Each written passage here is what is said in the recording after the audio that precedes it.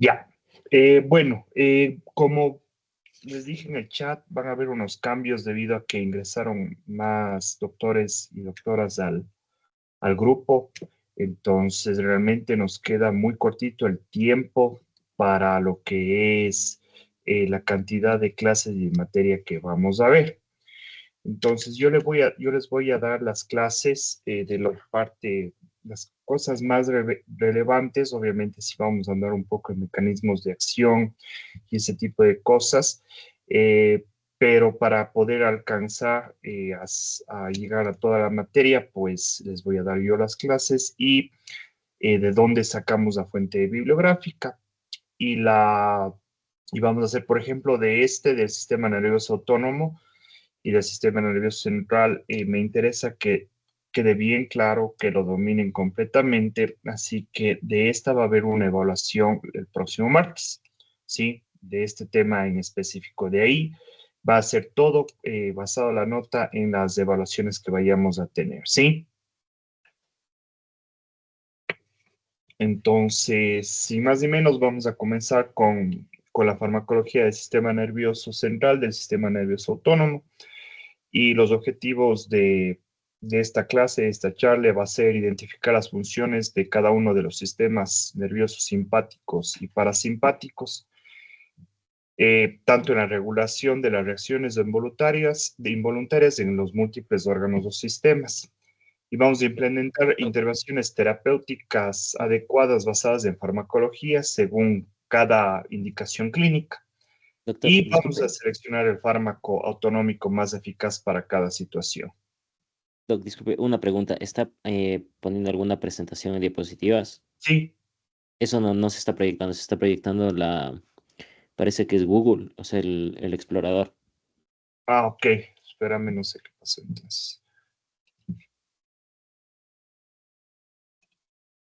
En donde dice compartir, ahí le da la opción de ventana. Entonces ahí en ventana tiene que elegir las diapositivas.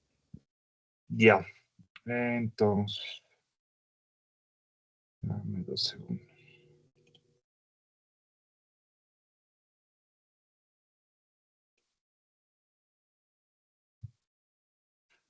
Ahí. Ahí sí están viendo. No, no. Está puesto en eso.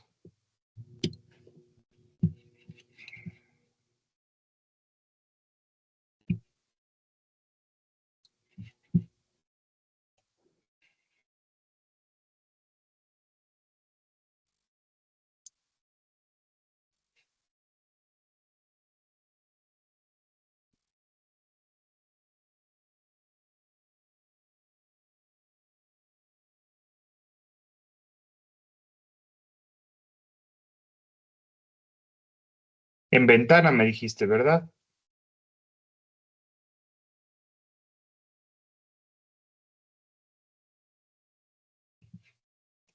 Sí, Y ahí. al momento de share, allí escoge o ventana o pantalla. Sí, ya les escogí. Pero no sé por qué no se les comparte. Ahorita, ¿qué están viendo? No se Ahorita está no se está proyectando. compartiendo nada, Nada. nada. Espérame un ratito. Voy a dejar de compartir.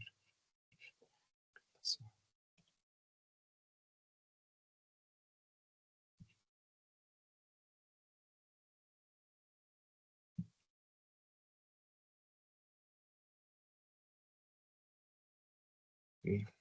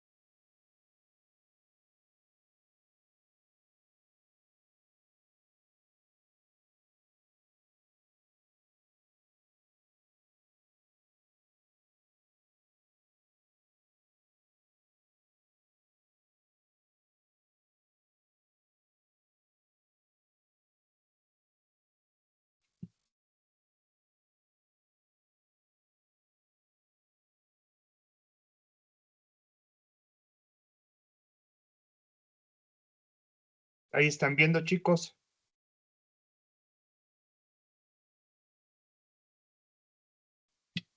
Ahorita se está viendo igual manera el explorador, Doc. Ya. Ahí están viendo las diapos. Ahí sí se ven las diapositivas. Ya, Ujú. listo. Listo.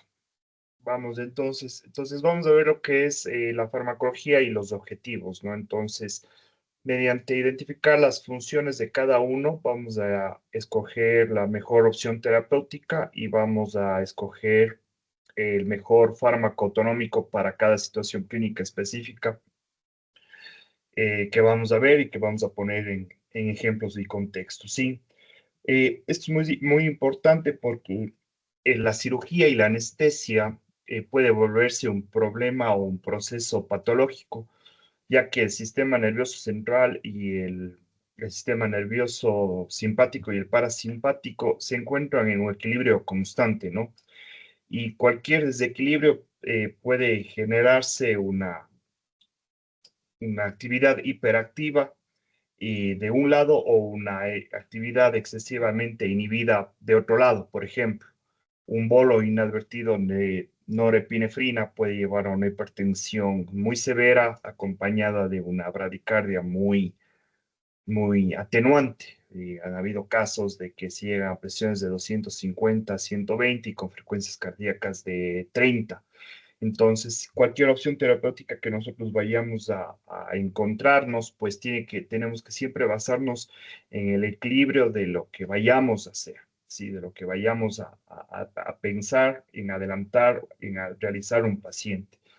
Por ejemplo, estamos con una paciente para una reversión neuromuscular, para al finalizar una cirugía y no tenemos TOF.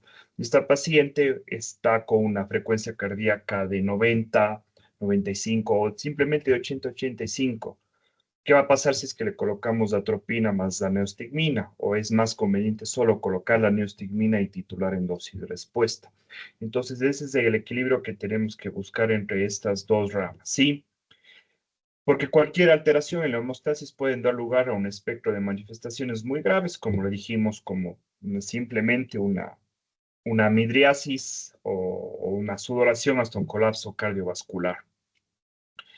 Entonces, lo que tenemos que saber es que la clasificación anatómica de los sistemas depende de las ubicaciones de las neuronas, tanto preganglionares como las postganglionares, incluidas el sistema nervioso central, que está conocido como la división toracolumbar, y el parasimpático, como saben, es la división craneal, ¿sí?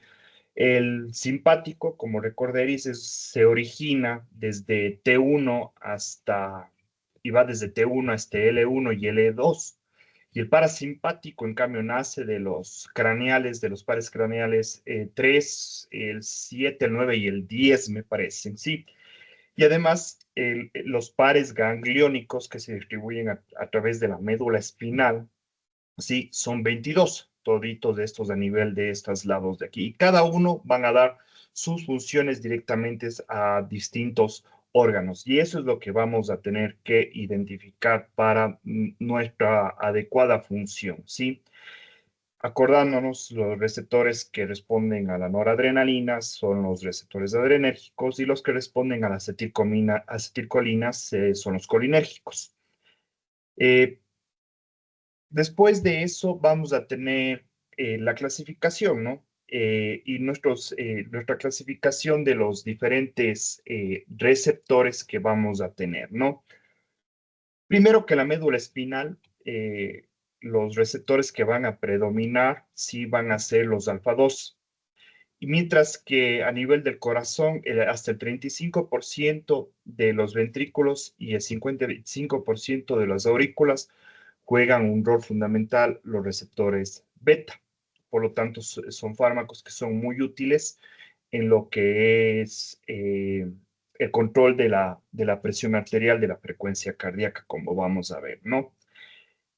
Aquí tenemos los diferentes tipos de receptores y sus subfamilias, ¿sí? Lo que tenemos que, aparte de saber esto de aquí, que son las subfamilias alfa 1 y alfa 2 y sus subfamilias, es que todas funcionan primeramente con la proteína G. Acuérdense, con la proteína G y sus ligandos. En todos ustedes ven que funcionan con la proteína G.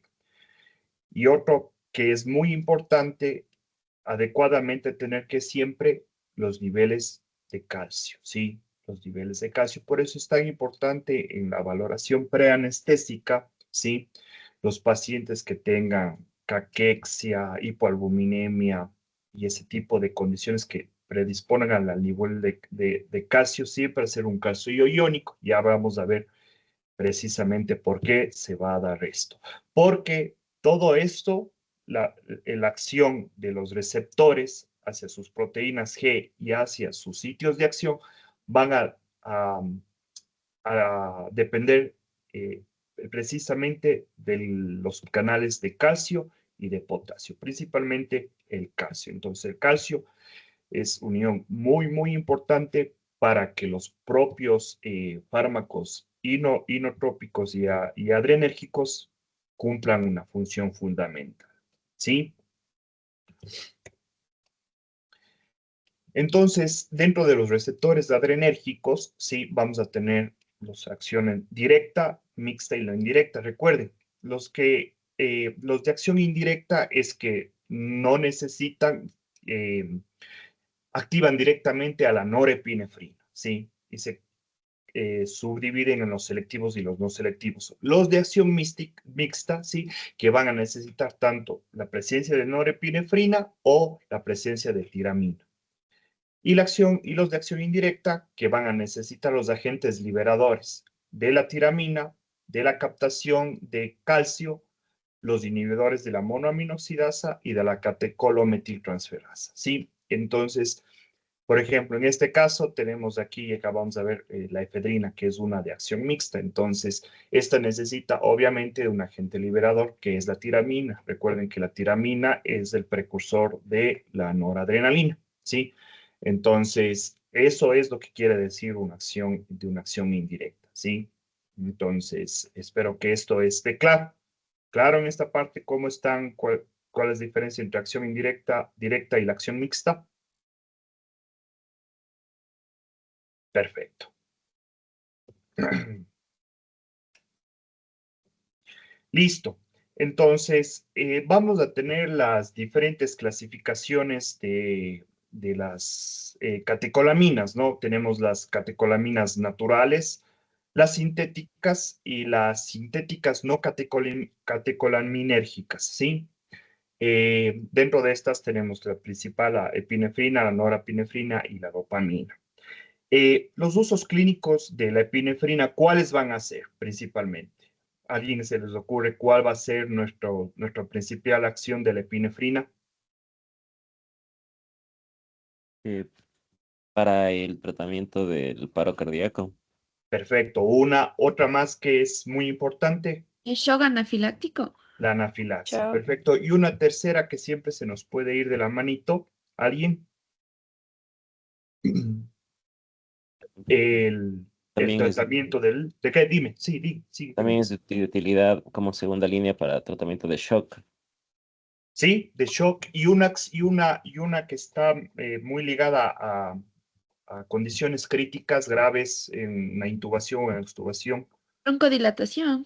Exactamente. Entonces es un fármaco muy útil y muy grave para el broncoespasmo a dosis tan bajitas de 0.2 miligramos subcutáneo o si es que tenemos a nivel intravenoso, apunten esto, 10 microgramos, de 10 a 20 microgramos de intravenoso.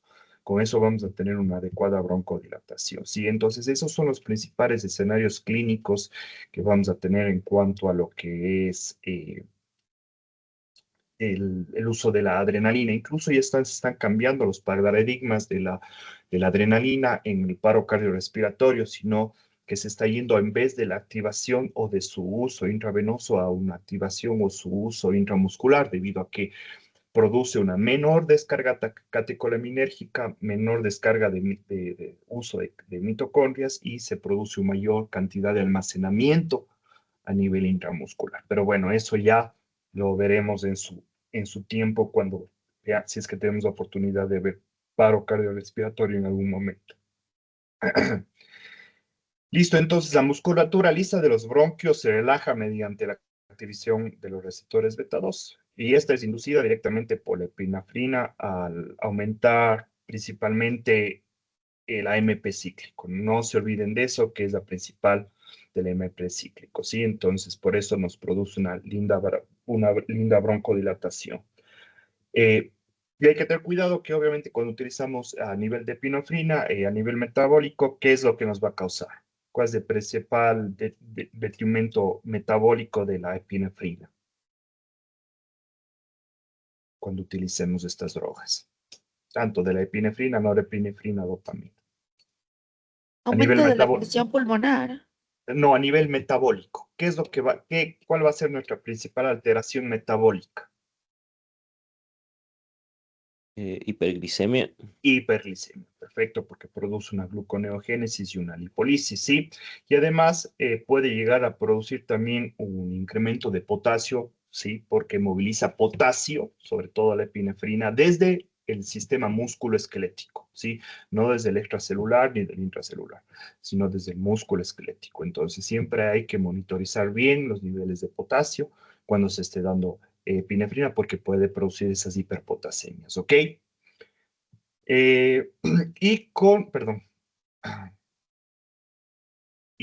ya. Y con lo que es, la coagulación, se va a acelerar también la coagulación con la epinefrina, entonces nos puede llevar a un estado también de hipercoagulabilidad y de coagulación intravascular diseminada. No está directamente vinculada, pero sí se le asocia, ¿sí? A mayor cantidad, a mayor dosis y a mayor tiempo de exposición, mayor probabilidad de lo que es la presentación de coagulación intravascular diseminada.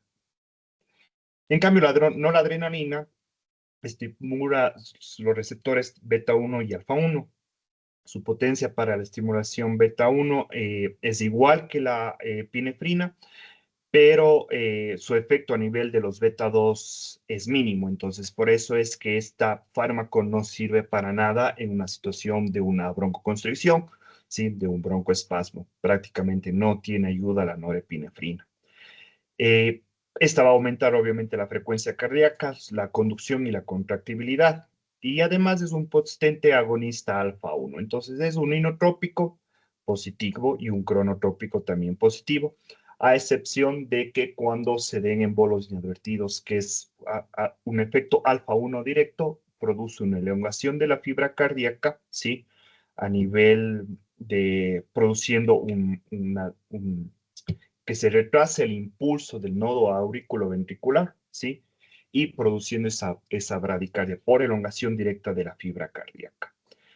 Hay que tomar en cuenta solo un poquito que estos pacientes, los pacientes con falla del ventrículo derecho, con hipertensión pulmonar o con insuficiencia tricuspidia, la noradrenalina aumenta la precarga, ¿no? Aumenta la precarga, entonces puede ser dañino, ¿sí? O hay que comenzar muy titulable con la norepinefrina en pacientes con falla ventricular derecha o con alguna anomalía del ventrículo derecho. Aquí, en cada una de estas, vamos a tener cuáles son las acciones que predominan, ¿no? ¿Sí? Y ya vamos a ver lo que son las dosis, pero adelantando un poquito la noradrenalina, ¿alguien sabe un poquito ya más de dosis de la noradrenalina? ¿Con qué dosis comenzamos? Para tratar la hipotensión en bolos Sí, se pueden utilizar sí, dosis de 4 a 8 microgramos. perfecto. Y, En infusión sí, continua es dosis, o sea, depende del efecto que querramos, pero se inicia por lo general con dosis de 0.05 y sí, bueno, el techo es difícil de decirlo porque no, El no, techo no es, el techo es hasta 3 microgramos kilogramo minuto. Entonces, una situación importante de la norepinefrina es que es un fármaco que sí se puede dar por una vía periférica, ¿sí? Eh, y la extravasación o la necrosis la vamos a evitar de dos maneras cuando damos la norepinefrina. La primera es dando en administrando este fármaco en una vía grande, al menos una 18, y nos indican que también puede ser que debe ser a nivel antecubital. Y segundo, la concentración. La concentración no debe ser mayor de 16 microgramos por mililitro, ¿sí? A menor concentración es mucho mejor. Si es que estamos tratando de evitar hipotensiones en cualquier tipo de paciente, sí, solo como de rutina, eh, es algo bueno que se utilice, por ejemplo, una de norepinefrina en 500 de solución salina, ¿sí? O en 500 de dextrosa. Recordemos que la solución salina puede llegar a inactivar a las catecolaminas. Pero esa concentración vamos a tener 8 microgramos por ml. E incluso hay estudios que con esas concentraciones se puede administrar en una vena de la mano con un calibre hasta un número 20, hasta por 2 horas de infusión hasta que podamos cambiar. Entonces, esa es una muy buena alternativa en cuanto a la noradrenalina. Entonces, el techo es hasta 3 microgramos kilogramo minuto. Ese es nuestro techo con la noradrenalina, ¿sí? La dopamina es un fármaco único, es un fármaco que estimula diversos receptores dopaminérgicos, ¿no? Y a tanto adrenérgicos. Es un agonista relativamente inespecífico, ¿sí? Eh, Tanto de los receptores dopa como de los receptores alfa y beta. Los receptores, acuérdense, de los DOPA1 siempre se encuentran postsinápticamente, ¿sí?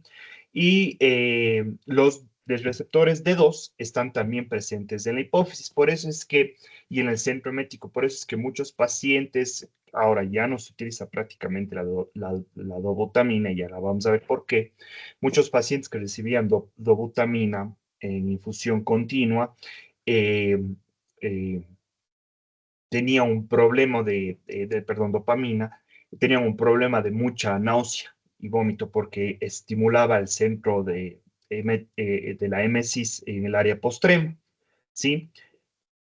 Y lo notorio de este fármaco, de la dopamina, es que tiene todo dosis dependiente, ¿sí? De 0 a 5 a 3 microgramos kilogramo minuto se hablaba de lo que había una dosis renal, ¿sí? De una dosis renal que aumentaba la reabsorción de agua, por lo tanto aumentaba la diuresis, pero eso no se demostró que disminuya las tasas de sustitución renal, ¿sí? Las tasas de terapia de sustitución renal, y no disminuyó tampoco la mortalidad de los pacientes con insuficiencia renal. Así que solo lo que nos ayudaba netamente es a mejorar en teoría la diuresis, pero ahora ya tenemos la prueba de acción de la furosemida. ¿Alguien sabe sobre la prueba de furosemida? ¿Cómo se realiza?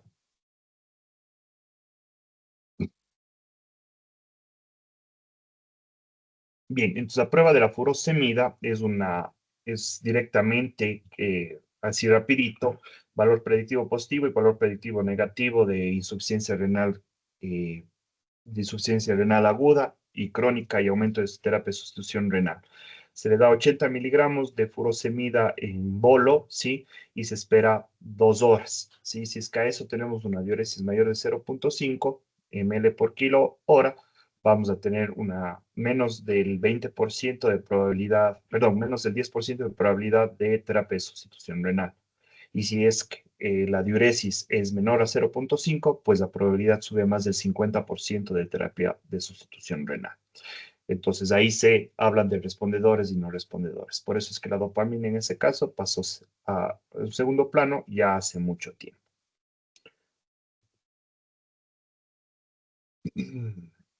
Y además, la dopamina también hay un problema que se asocia mucho más a lo que es la presentación de arritmias, ¿no? Es muy arritmógena, es un fármaco muy arritmógeno, eh, por eso también prácticamente se le ha dejado afuera de cualquier tipo de tratamiento. De ahí lo que es las catecolaminas sintéticas, el isoproterenol, que básicamente este es el marcapasos, solo nos sirve para lo que es aumentar la frecuencia cardíaca, ¿no? En este caso de inotropismo, es de 2 a 3 veces más potente que la adrenalina y que la norepinefrina. Eh, Podemos utilizar en infusión continua de 1 a 5 microgramos por minuto. y es muy eficaz para aumentar la frecuencia cardíaca en bloqueos cardíacos. Este fármaco no lo tenemos en nuestro medio, ¿sí? Pero podemos reemplazarlo por uno, ¿sí? Por un fármaco que es dobutamina, ¿sí? Que en casos de bradicardia nos puede llegar a servir. Y esta es una droga muy, muy bonita, ¿sí? Pero farmacológicamente, ¿sí? Porque se deriva directamente del isoproterenol, ¿sí? Y está compuesta por una mezcla racémica de levógira y dextrógira 50-50%. Y cada mezcla, tanto la levógira como la dextrógira, tiene sus diferentes acciones y es por eso es que funciona a diferentes tipos de dosis. Entonces, el enantiómero levógiro es un antagonista competitivo del receptor alfa-1 y es por eso es que este fármaco, perdón, es que ¿por qué la dobutamina, sí, en un inicio, y si es que no está con un buen tono vascular, sí, te produce una vasodilatación y te lleva a la hipotensión, sí? Y en cambio posee potentes efectos adrenérgicos por la parte dextrógira beta-1, produciendo un aumento en la frecuencia cardíaca. Y todo va a ser siempre dosis dependiente, ¿sí? Como les dije, tiene un efecto débil a nivel del tono vascular. A dosis bajas, el aumento de la frecuencia cardíaca puede ser mínimo, pero con un aumento de unos 5 latidos por minuto con dosis menores de 10 microgramos por kilogramo minuto es suficiente como para nosotros poder tratar a un paciente que se encuentra en una bradicardia, ¿sí? Una bradicardia severa asociada a un bloqueo auriculoventricular tipo MOVITS 2 en caso de una emergencia o o en caso de que se haya producido una sobredosis de un beta bloqueante que ya vamos a ver más adelante, ¿sí? En cuanto a lo que es, todos ocupan aquí la efedrina, ¿verdad? Todos ocupan aquí la efedrina. ¿Cuál es el principal problema con la efedrina, doctores? ¿Alguien me los puede decir? Taquifilaxia. La taquifilaxia. Perfecto. Entonces, la taquifilaxia, la literatura te dice que supuestamente se produce en dosis superiores ¿a cuánto? A 60 miligramos, ¿no? Entonces, pero eso no es siempre, ya simplemente con dosis de hasta 20 o 30 miligramos y en cirugías largas puede haber taquifilaxia. Entonces, ¿cómo nosotros disminuimos esa taquifilaxia? Es coayudándonos. ¿De qué? De norepinefrina. ¿Por qué? Porque cuando comenzamos a dar dosis bajitas de norepinefrina, tan bajitas como de 0,02 a 0,03, ¿sí? Podemos ya utilizar nosotros nuestra efedrina en bolo, ¿sí? Porque ya tenemos noradrenalina presente. Y va a hacer que la efedrina aumente la presión arterial, ¿sí? La presión arterial a niveles que nosotros estamos buscando, ¿sí? Y además algo que nos ayuda mucho es que si no estamos buscando una taquicardia o no estamos buscando que el paciente aumente nuestra frecuencia cardíaca en estados de consumo alto, la asociación de norepinefrina más efedrina, sí, en bolo, sí, es muy eficiente porque esta va a aumentarle, sí, la frecuencia cardíaca y la presión arterial, pero la norepinefrina, esas dosis acuérdense que va a tener un efecto alfa-1 directo, que va a disminuir y a tratar de mantener la frecuencia cardíaca un poco baja. Entonces, son buenos socios cuando utilizamos en dosis bajas y cuando ya presentamos taquifilaxia, ¿sí? La fenilefrina es un fármaco de una acción directa alfa-1, ¿sí? Este de aquí lo que podemos utilizarlo tanto en infusión continua como en bolos. Eh, no hay diferencia estadísticamente significativa en el tratamiento de la hipotensión en pacientes obstétricas, pero en los pacientes que han estado sometidos a cirugía de fetal, ¿sí? Para corrección cualquier tipo de anomalía del feto y la paciente está bajo anestesia general y en donde se utiliza anestésicos inhalatorios a altas concentraciones para llegar a una relajación uterina. La fenilefrina es la opción más viable, ¿sí? Para aumentar la frecuencia cardíaca sin que se produzca una acidosis fetal. Entonces, eso es un tema muy en cuenta que hay que tomar de la fenilefrina. Lo que sí, no dosis mayores de 50 microgramos, siempre comiencen con 50 microgramos, no es necesario que den a 1 por kilo, si es que la llegan a ver, Yo no, yo lo llego a utilizar muy poquito, ¿sí? Porque te produce también una bradicardia, ¿sí? Produce una bradicardia refleja de la misma manera que lo hace la norepinefrina en un bol, ¿sí? Es longa fibra cardíaca y por efecto alfa 1 directo. ¿Preguntas hasta aquí?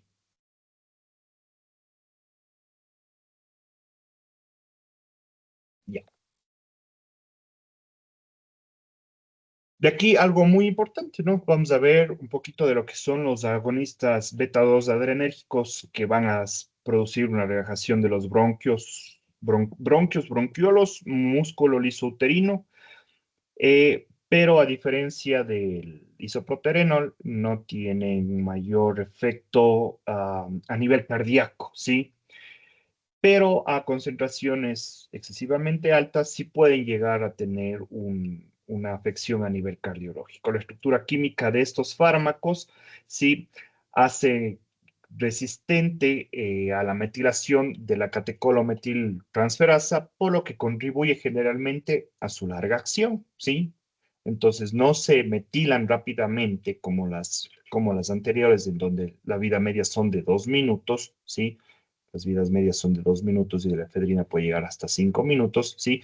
Entonces, esta es la diferencia, tienen, porque no se metabolizan por el COMT, tienen una vida media más larga. Entonces, el albuterol, ¿tenemos el albuterol aquí? Pregunta.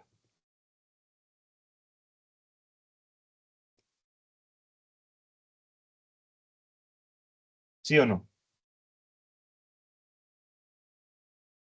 El albuterol es de salbutamol, ¿ok?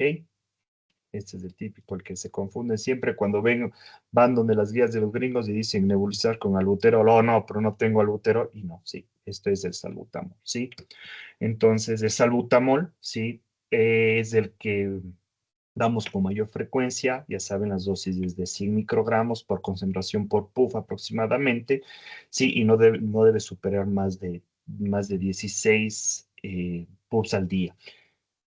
En broncoespasmo, ¿cuánto es la dosis en puff del salbutamol?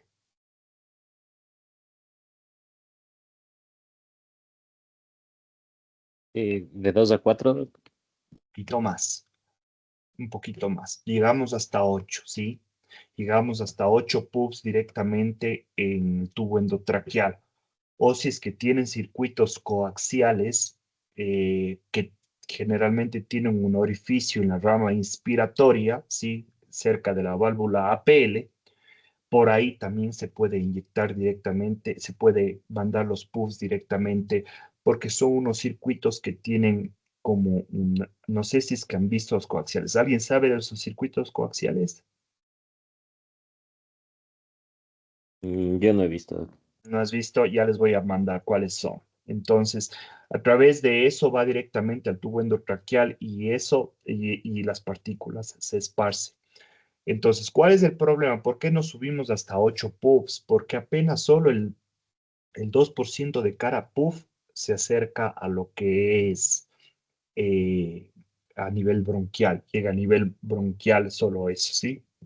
Entonces, por eso es que nos vamos hasta 8 o 10 puffs en el tratamiento del broncoespasmo con el salbutamol, ¿sí? Eh, en cuanto a lo que es la terbutalina y el metaproterenol, la terbutalina, esto la podemos dar incluso a nivel subcutáneo, ¿sí? Esta de aquí a nivel subcutáneo. No sé si es que ustedes han visto o han tenido eh, conocimiento con la terbutalina o la aminofilina. El problema con esas es que se produce una vasodilatación severa que puede llegarte al choque, ¿sí? Por eso siempre completamente titulable. Y como ven, los picos de acción lastimosamente son muy cortitos, ¿sí? Los picos de acción son muy cortitos. Por eso es que los tratamientos eh, de acción rápida, de fármacos de acción rápida para disminuir la musculatura lisa en un broncoespasmo, van a ser siempre el sulfato de magnesio, la lidocaína, el anestésico inhalatorio y la epinefrina, ¿no? Por eso es que damos esto, porque el tiempo pico de efecto es extremadamente largo para tipo de emergencias que vamos a tener. Vamos a ver un poquito de los fármacos que son los inhibidores de la fosfodiesterasa y los sensibilizadores de los canales del calcio, ¿sí? Básicamente aquí el, el fármaco noble o el fármaco del gold estándar de lo que es los inhibidores selectivos de la fosfodiesterasa va a ser la milrinona y de los sensibilizadores del calcio va a ser el levosimendan. La milrinona, sí, principalmente los inhibidores de la fosfodiesterasa son un grupo de que no son catecolaminas ni son tampoco glucósidos. Ejercen una acción inhibitoria sobre las enzimas de la fosfodiesterasa. ¿Se acuerdan qué hacían las fosfodiesterasas? Porque yo hablo aquí de fosfodiesterasa y no sé si es que se acuerdan qué es lo que hacían las fosfodiesterasas. No, Boc. Ya, entonces estas enzimas producían una mayor cantidad de AMP cíclico, sí, a nivel celular y también producía una mayor disponibilidad de calcio, sí, de calcio. Entonces, de esa manera no activan ningún tipo de receptores alfa, beta, delta, ni nada de eso, sino que por acciones netamente proteicas y con consumo de ATP, ¿sí? Y bombas incluso de sodio y de potasio, llegan a producir los efectos inotrópicos, cronotrópicos, dromotrópicos positivos. Por eso es que estas dos drogas, principalmente estas dos drogas, porque sobre todo en pacientes en choque séptico, choques refractarios, en donde los niveles de catecolaminas ya están, no tienen porque se han agotado todos los niveles de catecolaminas, porque todas las catecolaminas endógenas han sido consumidas, todos los receptores están completamente saturados. Estos fármacos son de grandes opciones para una supervivencia, se les conoce como los levantamuertos a estos fármacos, ¿sí? Entonces, estas enzimas, ¿sí? Van a estar en todo lado. Tienes desde el músculo cardíaco, en el músculo lisovascular, en las plaquetas, en el hígado, en los pulmones. Pero tienen diferentes afinidades por sus tipos de receptores, ¿sí? Los inhibidores selectivos y cuáles de las fosfodiesterasas, si es que alguna vez se acuerdan, eran 7. Entonces, las que nosotros buscamos, porque hay las inhibidores 2, porque otra inhibidor de las fosfodiesterasas también es el sildenafilo, ¿sí? Pero esa es otra fosfodiesterasa, que es la 2. Entonces, nosotros vamos a utilizar aquí los inhibidores de la fosfodiesterasa 3, ¿sí? Entonces, ¿qué va a hacer en el miocardio? Va a aumentar las concentraciones de AMP cíclico, aumenta el AMP cíclico, ¿sí? Y el efecto general va a ser combinar los efectos inotrópicos positivos, la relajación del músculo liso, tanto del lecho arteriolar como en el venoso, ¿sí? Por eso se denominan a estos fármacos también inodilatadores, ¿ok?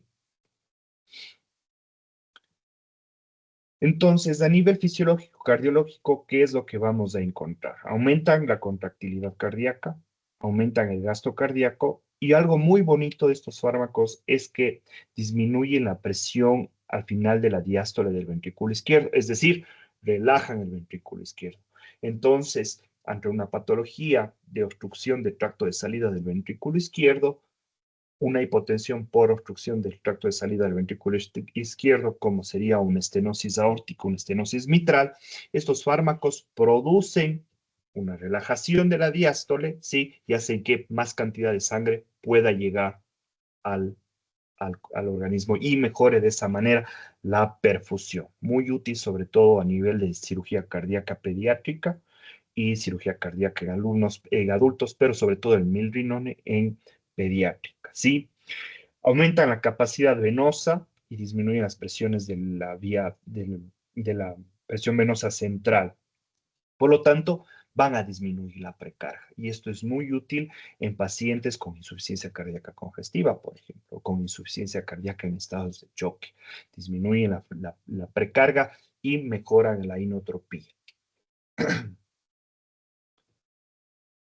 La milrinona en específico, sí, se administra como, ven ahí, como un bolo intravenoso de 50 microgramos por kilo, de una forma lenta, durante 10 minutos, seguidos de una infusión continua, por lo mismo que está puesto ahí, ¿sí? ¿Con fines de qué? De mantener las concentraciones terapéuticas, ¿sí? Los efectos secundarios de los que podemos encontrar de este fármaco es que puede llegar a tener una taquicardia refleja, ¿sí? Puede llegar a tener una taquicardia refleja, pero en sí es una droga muy noble. La milrinona puede ser útil en el tratamiento, como les dije, de la disfunción ventricular izquierda, eh, y ayuda mucho a lo que es la ganancia o el winning de la bomba de circulación extracorpórea de las cirugías cardíacas, ¿sí? Lo único malo es que este fármaco se había, se había hecho para que se pueda tomar en vía oral, pero se demostró que la vía oral aumentaba la mortalidad de los pacientes con insuficiencia cardíaca. Entonces, se demostró que es útil y mejora la supervivencia de estos pacientes de una forma, utilizándose de una forma aguda, más no de una forma crónica, ¿sí? Cuando se administra rápidamente, va a disminuir una resistencia vascular sistémica y va a producir una hipotensión, por eso es muy importante que este fármaco se dé en 10 minutos. Realmente es una droga maravillosa, tuve la oportunidad de ocupar varias veces durante mi formación. Al momento ya no hay en el, en el país, a excepción del Vaca Ortiz en la unidad de cardiología. Es en el único sitio en donde sé que está, está todavía vigente este fármaco y que lo traen del Brasil, me parece. Y el eosimendan, que es en cambio de un sensibilizador del calcio. Entonces aquí vamos a hablar un poquito del calcio, ¿no? Entonces la concentración plasmática del calcio es diferente. Normalmente está entre ¿cuánto es lo normal de calcio en el organismo?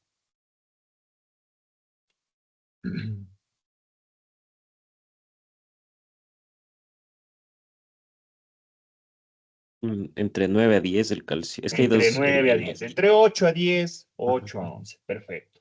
Entonces, el calcio plasmático total se compone de ¿qué? Del calcio unido a la albúmina, el que está unido a citrato y fósforo, y el calcio ionizado libre, ¿no es cierto?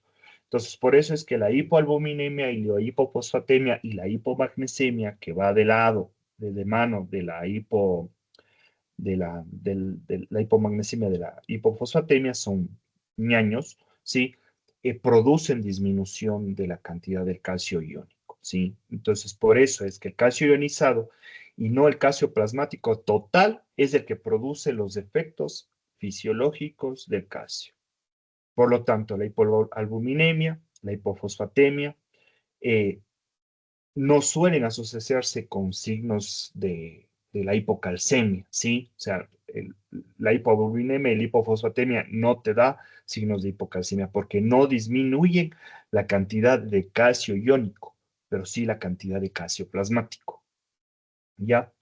Por el contrario, en cambio, cuando hacemos transfusiones masivas, se producen hipocalcemias agudas, ¿por qué? Porque ahí sí baja el calcio iónico, ¿por qué? Por el anticoagulante que es el citrato. ¿Sí? ¿Está entendido? Ya. Entonces, y otra cosa, ¿por qué decimos que la alcalosis metabólica es ligera, es más dañina para el corazón que una acidosis, por ejemplo? Es porque la alcalosis produce una disminución del calcio iónico. Entonces, eso es muy importante para tener en cuenta cómo va cómo va a ser de útil la utilidad del calcio en estos fármacos, ¿sí? Entonces, el levosimendan va a dar un aumento inotrópico que se debe a la unión de la troponina C al calcio, ¿sí? Aumentando la sensibilidad al mismo. Y además activa los canales de potasio que están ligados directamente con el ATP, produciendo una vasodilatación y una protección miocárdica. Entonces, puedes asociar este levosimendan con lo que es milrinona o levosimendan más dosis de norepinefrina, ¿sí? Entonces, como resultado, ¿qué vamos a tener? Mejor gasto cardíaco, una disminución de la resistencia vascular sistémica y una disminución de la resistencia vascular pulmonar. Entonces, pregunta. Yo tengo un paciente en un colecista. Ustedes tienen todos los fármacos aquí. Todos, de los que hemos visto, absolutamente todos. Estoy con un paciente de 75 años de edad, sometido a un piocolecisto, ¿sí? Un piocolecisto, con antecedentes de hipertensión arterial, tratado con polifarmacia, cardiopatía hipertensiva, con insuficiencia cardíaca, ¿sí? Con fracción de eyección conservada. Está hipotenso, ¿sí? Está hipotenso, pese a las múltiples acciones de lo que es efedrina y norepinefrina. La hipotensión se acentúa y comienza a llevar a la bradicardia y aumento del lactato. ¿Qué fármaco usa? Y así van a ser las preguntas de los exámenes. Así. Van a ser ABP. ¿Qué fármaco usan? De una forma aguda, en bolo, directo, para aumentar esa frecuencia cardíaca. Acuérdate, es cardiopatía hipertensiva, con hipertrofia concéntrica e insuficiencia cardíaca. Podríamos utilizar el milrinone, que dijo que era útil en insuficiencia cardíaca. Perfecto, milrinone, ese es y mientras tanto, ¿qué le podemos estar dando? Porque vamos a pasarlo en 10 minutos, ¿verdad? ¿Qué más, qué vamos a dar? Podría Porque ser voy a pasar en 10 dobuta. minutos y estás con 60, 30, frecuencias de 40 y lactato de 5. O sea, hipoperfusión así, mal. Dobuta. Perfecto. Dobuta, porque ya estás con la con la norepi, ¿no es cierto? La dobuta. Entonces comenzamos a dar dobutamina. Entonces ahí sí se nos asocia bien, sí, ahí sí se nos van a ir asociando bien. La dobuta, ¿a qué dosis le dieras? ¿Te acuerdas? Y hay que tener cuidado, solo una cosita con la dobuta, porque nunca comenzar con dosis altas. ¿Por qué? Por la vasodilatación que puede llegar a producir, ¿no? ¿Cuál era la dosis, Doc? ¿Puede repetir que no me acuerdo? Comenzamos con 5 a 10 microgramos kilogramo minuto. ¿Sí? Gracias.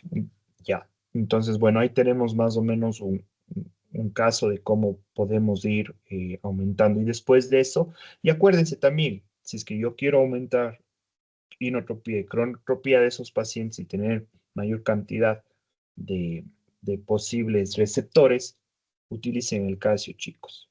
Utilicen el calcio, diluyan. Acuérdense, la dosis es, ¿cuánto es la dosis del calcio? Del gluconato, porque hay el citrato y el gluconato. ¿Cuántas dosis del gluconato de calcio?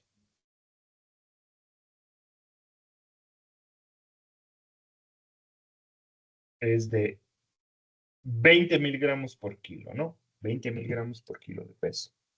Entonces, normalmente colocamos 1 gramo en 100 cc de solución salina y eso lo pasamos en 15 a 20 minutos. ¿Sí? Con eso vas a mejorar la inotropía de tus pacientes. Va a mejorar la fuerza cardíaca. ¿Ok? Preguntas.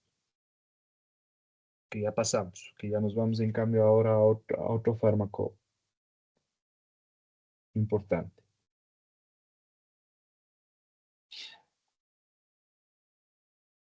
Doc, y es necesario... Dime, digan.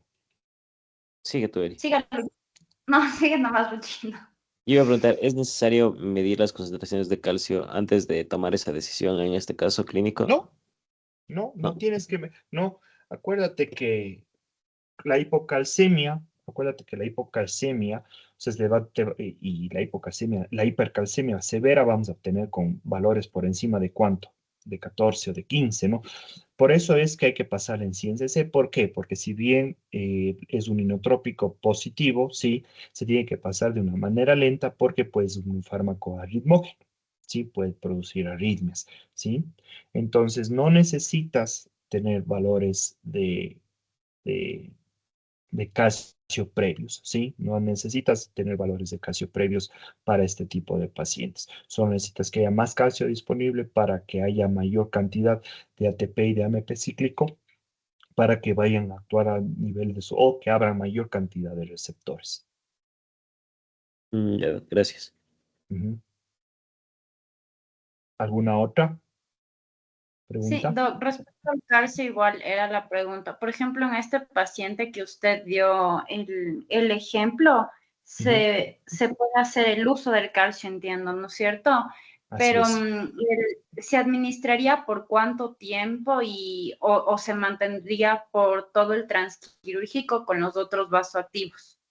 Lo que te dije, lo que puedes hacer tranquilamente, 1 gramo, sí, 1 gramo o 20 por kilo, paciente pesa 70 kilos, le colocas 1,5 ampollas de gluconato, cada ampolla es de 1 gramo, sí, cada ampolla es de 1 gramo. Ujú. Le colocas en 100 cc de solución salina y eso le pasas en 20 minutos. O si es que tienes a alguien que te esté ayudando, que se encargue de pasar en jeringuilla en 15, 20 minutos. Y Y es nada una más. sola. Ah, Una ya, sola ya, ya. dosis, puedes dar cada 8 horas, ¿sí? Pero en estos contextos lo que nosotros necesitamos es una mayor inotropía, ¿sí? Incluso el calcio está Ujú. ligado a que, como hay en la hipotonía o en la atonía uterina, está ligado a que mejore, a una mejora de lo que es la hipotonía uterina y es una piedra angular ahora en el tratamiento de la hemorragia obstétrica porque produce una contracción del músculo liso. Entonces, para eso también nos ayuda el calcio, ¿no? Y acuérdense que el calcio básicamente es un factor de la coagulación, ¿verdad? Prácticamente es el factor 4.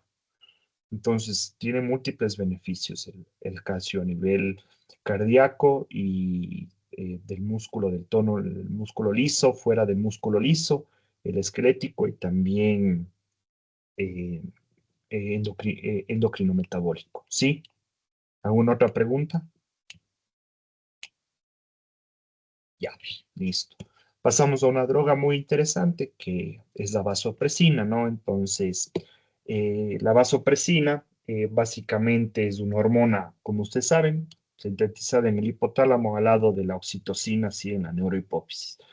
Y se libera en respuesta a qué? Acuérdense, hiperosmolaridad plasmática, a la hipovolemia y a la hipertensión arterial, sí, y a la hipotensión arterial. Esos son los tres principales motivos por los cuales se moviliza fisiológicamente la vasopresina, ¿sí?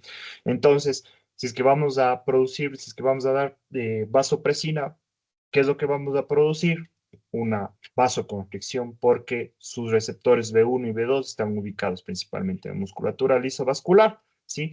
Y la activación nos va a dar una vasoconstricción periférica más potente, por lo tanto va a producir un aumento de la presión arterial, ¿sí?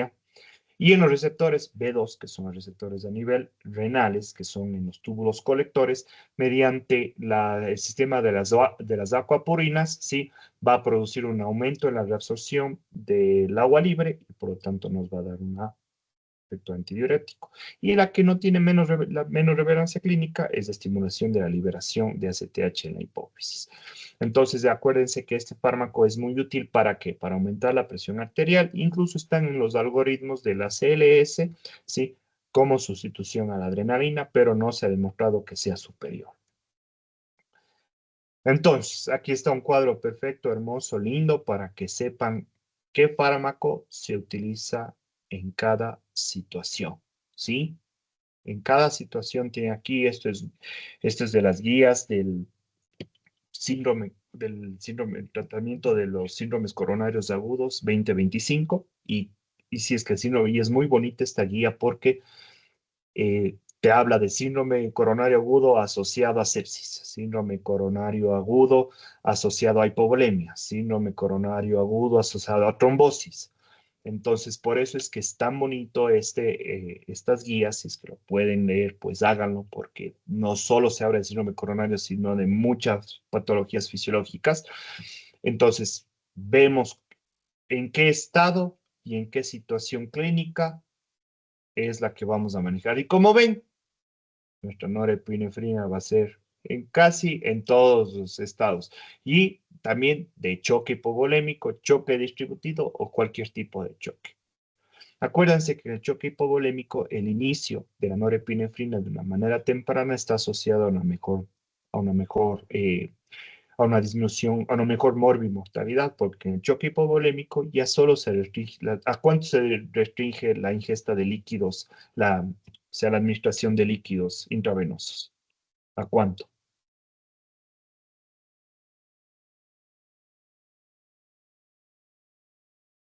A 2 litros en 6 horas. A 2 litros en 6 horas, y si es que estamos antes de las 3 horas, ácido tranexámico, ¿sí? Piedras angulares de tratamiento de choque hipovolémico. No agua,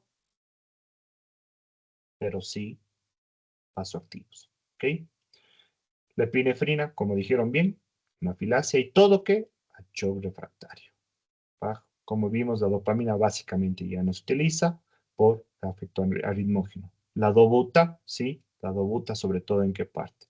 Insuficiencia cardíaca descompensada y sobre todo en el post-IA. Y un choque cardiogénico. Aquí todo vemos todas las dosis, ¿sí? Y para que se acuerden también los receptores de cada uno en cuáles va a ser. Entonces, norepinefrina en casi gold estándar en todos los escenarios de shock séptico y en cualquier escenario de shock, excepto de cuál. ¿Cuál dije? ¿Cuál es el único condición de cardiopatía que dije que hay que tener cuidado con la norepinefrina? Disfunción del ventrículo izquierdo. No, al revés, del derecho. ¿Por qué? ¿Te acuerdan? Porque aumenta la precarga, ¿no? La precarga, ¿sí? Entonces, en esos casos, ¿sí? La epinefrina, ¿sí? Dobutamina, choque cardiogénico, ¿sí? Epinefrina, anafilaxia. Vasopresina y angiotensina 2, que es la terlipresina. Esta de aquí es la terlipresina, ¿sí? Y que se utiliza mucho también en choque séptico refractario y en trasplante hepático, ¿sí? Este de aquí, ¿sí? Y la mirrinona en pacientes que están en beta bloqueo que tienen una presión pulmonar alta, este fármaco, ¿sí? La mirrinona. ¿Preguntas hasta aquí? Vamos a pasar a ver los alfa-antagonistas, un poquito de beta-antagonistas. Ya. Listo, en cambio, los alfa-antagonistas, ¿sí? De los cuales de aquí vamos a ver sobre todo este de aquí, que es la fentolamina, ¿no? Entonces, los alfa-antagonistas, sí, los antagonistas de los receptores alfa-adrenérgicos se unen selectivamente a estos receptores y producen un bloqueo alfa-adrenérgico inducido por fármacos, ¿sí? Una cosita que hay que tener en cuenta es que los fármacos, este fármacos previene la acción inhibitoria de la epinefrina sobre la acción de la insulina. Entonces, estos fármacos pueden llegar a producir, en cambio, hipoglicemias, ¿no? Eh, una situación común de todos los pacientes que utilizan este tipo de fármacos son las hipotensiones ortostáticas, las taquicardias reflejas, mediadas directamente por sus varoreceptores, y en ausencia de bloqueo beta-adrenérgico permite una máxima expresión de la estimulación cardíaca de la norepinefrina, es decir, si es que un paciente está beta bloqueado y nosotros le vamos a dar, le damos fentolamina, vamos a producir una taquicardia bastante acentuada, ¿no? Por los efectos secundarios de todos estos alfa-antagonistas, sobre todo por la hipotensión ortostática y por lo que es la taquicardia refleja que presentan, no se pueden dar de una forma crónica en pacientes que están hipertensos, ¿sí? Entonces, de este fármaco, lo que vamos a ver principalmente es la fentolamina, porque la fentolamina es un fármaco de una vasodilatación periférica, sí disminuye la presión arterial sistémica, que es prácticamente a los 2 minutos, ¿sí? A los 2 minutos y dura entre 10 a 15 minutos. Puede llegarse a acompañar este fármaco de arritmias cardíacas y de una angina de pecho, ¿sí? Pero por eso es que los bolos siempre tenemos que dar de una manera lenta, ¿sí? Puede llegarle a llegarte a generarte hiperperistaltismo, dolor abdominal y diarrea debido a que vamos a predominar la acción parasimpática de estos fármacos, ¿sí? Entonces, los alfa antagonistas también están presentes en qué pacientes, que vemos todos los días y que se operan todos los días. Aparte de la fentolamina, ¿alguien más me puede decir un alfa antagonista? La doxazosina y la tamsulosina, que son fármacos que se utilizan ¿para qué? Hiperplasia prostática. Para la hiperplasia prostática. Entonces, ¿por qué es importante cuando nosotros hacemos la evaluación preanestésica que esos pacientes que debemos preguntarles cuando han estado con tamsulosina o con doxazosina? ¿Se le ha bajado la presión? ¿Se ha desmayado? Desde que comenzó el tratamiento, ¿cuándo fue la última vez que se sintió ese mareo? ¿Cuándo se para? ¿Por qué? Porque esos son factores predictores directamente relacionados con hipotensión posoperatoria ligada al uso de alfa bloqueantes. ¿Sí? La presencia de funciones parasimpáticas.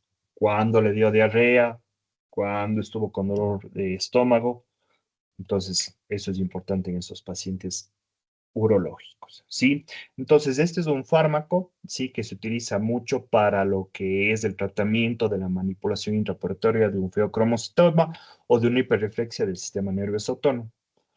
¿Cuáles son las hiperreflexias del sistema nervioso autónomo? ¿Saben? Mm, Por ejemplo, cuando les operamos a pacientes parapléjicos o cuadriplégicos, que ellos llegan a tener crisis parasimpáticas o crisis simpáticas, ¿sí? Entonces, yo unas 2 veces vi una iatrogenia bien puesta que no le dieron anestesia a un paciente parapléjico de posgradista porque no le dolía el pie.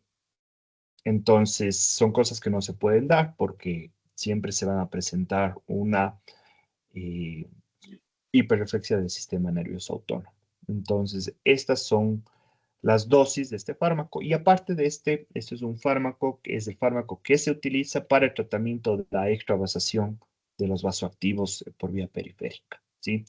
Dosis de 10 microgramos, sirve para aliviar, para disminuir la necrosis generada por cualquier vasoactivo, sobre todo por la noradrenalina. Entonces, este es el tratamiento de elección, ¿sí? Y muchas veces también me pareció muy importante esto, que el cirujano produzca una infiltración local, ¿sí? Con fentolamina de 5 a 15 miligramos en 10 ml de solución salina. Estos en los casos de los feocromocitomas o de fármacos o de tumores dependientes de suprarrenales, ¿sí? Preguntas de la fentolamina. ¿Han visto? ¿Conocen? No, doc, yo nunca he visto la fentolamina. No. ¿Por dónde están rotando? Yo actualmente estoy en el General de Ambato, pero el anterior semestre estuve en el Eugenio Espejo y tampoco la vi. ¿Y en el militar? ¿Alguien va al militar? ¿Al hospital militar? Sí hemos rotado, Doc, pero no tienen fentolamina tampoco. Tampoco. Y eso que ahí hay bastante, al menos hasta cuando yo estuve, hacíamos siquiera una vez al mes un feocromocitoma. Teníamos fentolamina y cuando se agotó la fentolamina, o cuando no había y que luego llegaba, utilizábamos mucho nitroprusiato. Nitroprusiato, que también ese es otra clase, ese es de los nitratos. Ese sí hay. Dosis de nitroprusiato, ¿saben? No me acuerdo, Doc, la Igual verdad. que el REMI. Igual que el REMI. 0,25. Acuérdense siempre. 0,25. Igual que el remifentanil. Ya. Entonces, bueno, eso es lo que tenemos con este fármaco. Continuemos porque ya nos están dando.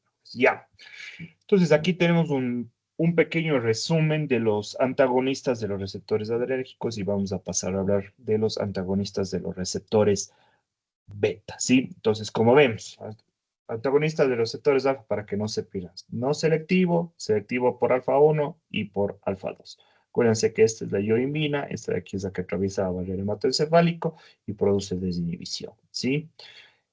¿Cuáles son las que van a estar asociadas a hipotensión ortostática? ¿Sí? Prazosina, doxazosina, tamsulosina y lurapidilo, ¿sí? Y el selectivo que vamos a tener en cuenta siempre nosotros es la fentolamina, ¿ok? Ya. Ahora vamos a pasar a hablar de lo que son los antagonistas beta, ¿sí? Vamos a hablar de los antagonistas beta, ¿sí? Esto sobre todo porque presenta una afinidad selectiva de estos receptores porque actúan mediante una inhibición competitiva entre los receptores beta 1, beta 2 y beta 3. La unión de los fármacos de los antagonistas a los beta adrenérgicos, lo bueno es que es completamente reversible. Sí, la administración crónica de los antagonistas beta se asocia con, ¿y por qué es tan importante esto? Porque aumenta la cantidad de receptores, ¿sí? La administración crónica de los antagonistas beta se asocia directamente con aumento del número cantidad de receptores a nivel cardíaco, a tanto que se estima que 75% de los receptores beta en el miocardio son beta 1 y los beta 2 solo en el 20%, lo cual es muy, muy importante cuando escojamos hacer selectivos o no selectivos en los pacientes hipertensos, ¿sí?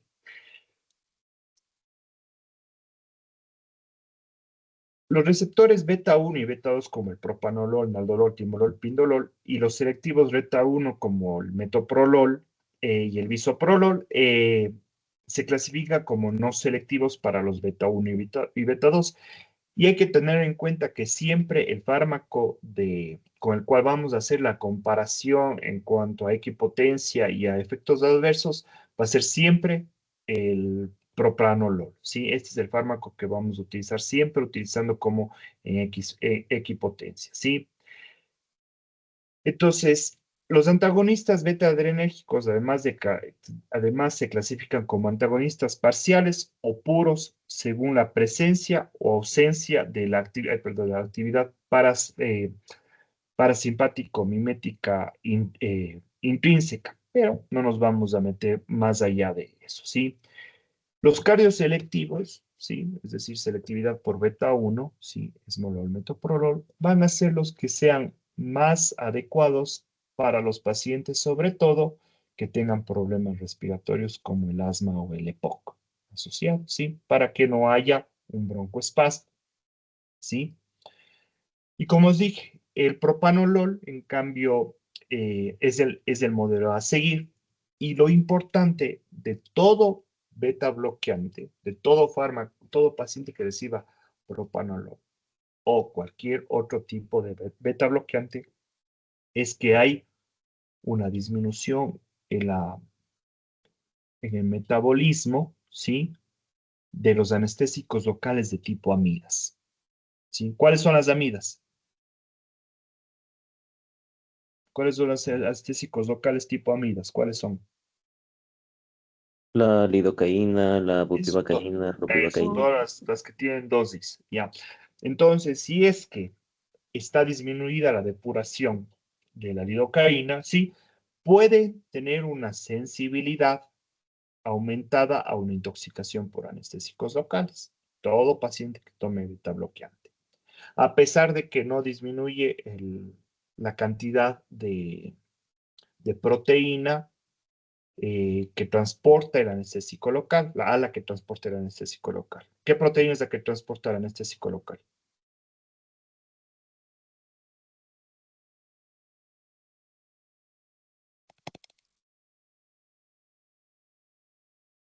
La albúmina, La alfa ácida, la alfa 1, glicoproteína ácida alfa 1 glicoproteína. ácida. Ya, Ajá. eso, perfecto. Pero no está asociada a una disminución de eso. Y eso es importante, ¿por qué? Porque si es que estaría asociado a la disminución del alfa-1 glicoproteína, así estamos hablando de mayor cantidad de fármaco libre en sangre. Entonces, la toxicidad por anestésicos locales va a subir. Pero hay que tomar en cuenta esto, que siempre a los pacientes beta bloqueados, ¿sí? Y que vayamos a hacer un bloqueo regional, un bloqueo neuroaxial, sobre todo a nivel de bloqueos regionales, ¿no? Donde utilizamos grandes volúmenes, siempre utilicemos la dosis más baja posible para que el bloqueo se dé.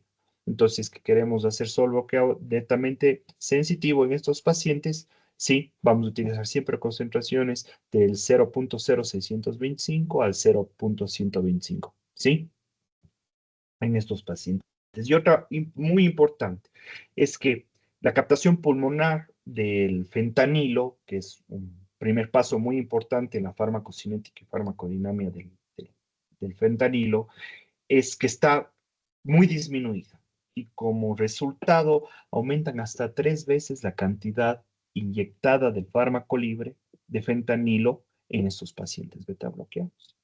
¿Sí? Por lo tanto, estos son más predispuestos a las bradicardias con fentanilo, a las hipotensiones, a la depresión respiratoria y al tórax leñoso. Entonces, pacientes beta bloqueados, siempre hay que darles la menor cantidad de dosis posibles para analgesia, para lo que busquen, ¿sí? Para la inducción anestésica, ¿sí?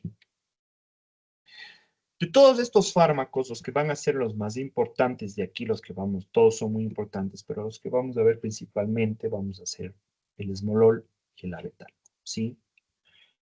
Entonces, el esmolol es un antagonista selectivo beta 1. Tiene una farmacocinética muy particular que es metabolizado también por las esterasas plasmáticas, con una vida media, ¿sí? De 15 minutos. Y es muy importante este fármaco. ¿Por qué? Uno, porque es parte fundamental de la anestesia libre de opioides, de la OFA, en donde las crisis hipertensivas, las crisis de taquicardia o crisis simpáticas que se llegan a dar por el estímulo quirúrgico en este tipo de pacientes, es la droga de elección, a una dosis de 0.5 miligramos por kilo, ¿sí? O en infusión continua de 300 microgramos, de entre 100 a 500 microgramos kilogramo minuto, ¿sí? Y es tan bueno que su acción eh, se quita después de 30 minutos de suspendida la infusión y además utilizando 3 minutos antes de la infusión vamos a disminuir las frecuencias cardíacas en la intubación orotraqueal. Y esto es muy importante porque es un fármaco que va a entrar al mercado. Y va a entrar al mercado por dos motivos y que vamos a tener que saber ocupar durante la anestesia. Es porque se acabó la materia prima de fabricación de remifentanil a nivel mundial y no se sabe cuándo va a volver a producirse de nuevo. Segundo, el fentanilo, ¿sí? Probablemente vayamos a tener el mismo problema o la misma tabla de lo que hicieron en México, ¿sí? De suspender o de quitar el fentanilo. Entonces, ahí hasta que no ingresen otras drogas como el alfentanilo o el sulfentanilo, el esmolol va a entrar. Esperemos que no se llegue a dar, pero es un fármaco que ya está en el mercado, que ya ha estado antes en el mercado, pero que tenemos que tenerlo en cuenta para la utilidad. ¿Sí? Entonces, la particularidad de este es que también el esmolol, ¿sí? Eh, produce una mejor estabilidad hemodinámica a la intubación que la asociación fentanilo-lidocaína, que es la que se utiliza mucho en anestesia, incluso hasta anestesia cardíaca. 200 microgramos de fentanilo, 500 microgramos de fentanilo, ¿sí? 3, 10 hasta 15 microgramos por kilo. Y se ha demostrado que las dosis iniciales de 0.5 son mucho más efectivas que esa dosis de los pacientes que dan mayor dosis de fentanilo, ¿sí? Y la otra que es la betalol. Entonces, esto es un bloqueador alfa y beta, ¿sí? Con una relación obviamente es predominantemente beta para alfa, ¿sí?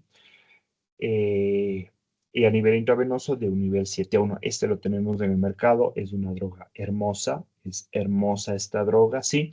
Lo que tenemos que tener en cuenta es que en pacientes esta dosis de 20 a 80 miligramos repetidas hasta alcanzar objetivos en caso de una emergencia hipertensiva, ¿sí?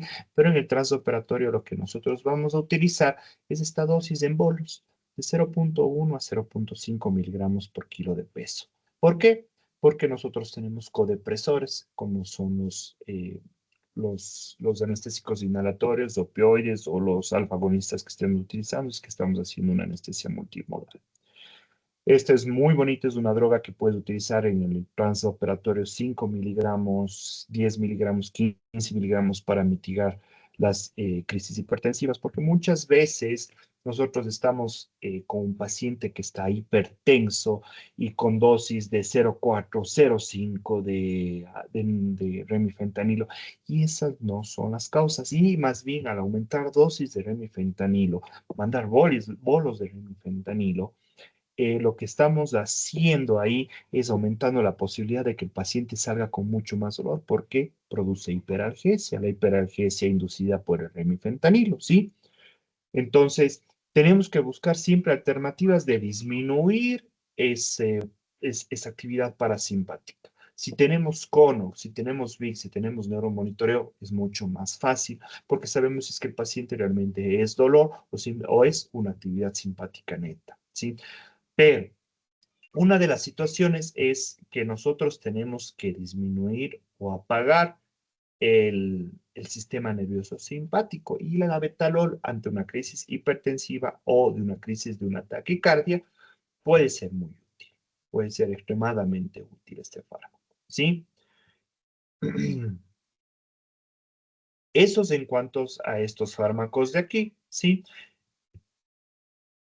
Uno de los fármacos importantes y que son baratos y de lo que son baratos y que lo tenemos muy accesiblemente son los antagonistas de las canales de calcio, principalmente el verapamilo y el diltiazem. Fuera hermoso tener la micardipina porque es un fármaco fenomenal que ya lo vamos a ver. Los bloqueadores de calcio, acuérdense, se acuerdan a lo mejor, denme un minutito, ¿sí? Ya, ahí está. Los bloqueadores si se acuerdan, los canales de calcio tenían los subtipos L, N y T, los que son de larga duración, los de duración neutra y los de duración de apertura transitoria, ¿sí? El resultado de esto es que, sobre todo cuando el canal L se bloqueaba, ¿sí? Este canal L es el que tiene tiene 5 subunidades, ¿sí? Entonces, cuando estos canales L se bloquean, ¿sí? Producen una disminución en la inotropía, ¿sí? Y aumentan a la relajación del músculo liso. Entonces, son también muy útiles en crisis de cardiopatías hipertróficas, ¿sí? Con obstrucción de salida del ventrículo izquierdo o del ventrículo derecho, ¿sí? Todos los calcio antagonistas, absolutamente todos los calcio antagonistas son útiles para el tratamiento del vasoespasmo coronario, ¿sí? Dosis de lo que vamos a dar siempre, lo que tenemos nosotros a la mano, verapamilo, ¿sí? Intravenoso vamos a dar 5 miligramos como receta de cocina. Y sobre todo el verapamilo es útil en las taquicardias supraventriculares, ¿sí? Muy útil en las taquicardias supraventriculares si es que no queremos poner amiodarona, si es que no tenemos otalol, si es que no tenemos metoprolol, pero el verapamilo y el diltiazem en cambio sí es una droga baratísimas, 80 centavos creo que cuesta cada ampolla, que deben tenerlo siempre en su arsenal, ¿sí? El verapamilo y el diltiazem tienen una potente actividad con el anestésico local. Entonces, todo paciente que esté tomando diltiazem o verapamilo, las dosis también tienen que disminuirse cuando administramos anestesia regional, ¿sí? Eso en cuanto a los fármacos. Hemos visto resumidamente lo que es sistema nervioso autónomo y todo lo que es alfa y beta bloqueantes, ¿sí? Y alfa adrenérgicos y los inotrópicos. Vamos a tener dos referencias bibliográficas para esta para esta clase, el capítulo 11 de Miller, y este es del capítulo 18 al 20, me parece, de la farmacología de Stalin. ¿Tienen los libros? El de la farmacología de Stalin no lo tenemos. Este ¿no? no tiene. Miller sí tenemos. Bueno, ya, este ya. Pero bueno, este es el que entonces ya les paso este fármaco, porque este libro, porque este es el que nos vamos a basar básicamente en este y otro más para cuando comenzamos a ver TIVA. ¿Sí? Es un libro muy bonito que te explica muy lindo la farmacología y todo. Si bien está en inglés, ya pueden tranquilamente copiar, pegar, meter en ChatGPT y les traduce tal y cual está. ¿Sí? Preguntas.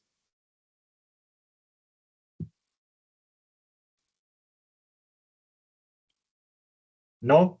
Listo, chicos, son las 7 de la noche. Nos vemos el próximo martes, que vamos a ver qué es lo que nos toca.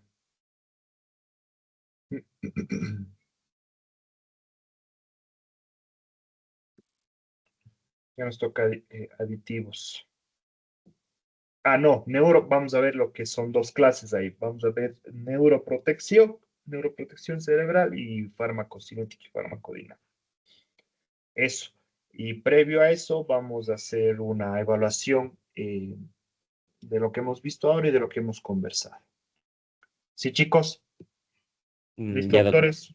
Doc, una duda. ¿Preguntas, dudas, algo? Eh, ¿Todo bien? Doc, una duda. En caso de que tengamos turno en la siguiente clase, Dan en ¿cómo la haríamos para la siguiente. evaluación? Recuperan en la siguiente. Yo voy a hacer unos 2 exámenes. Ya, Recuperan Doc. en la siguiente.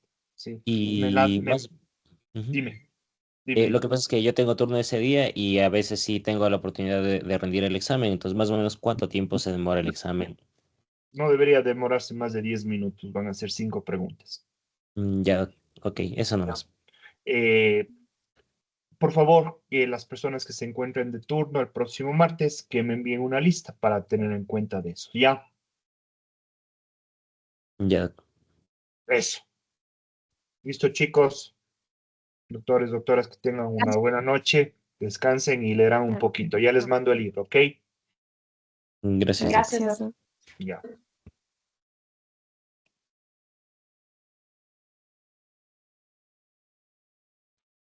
Doc.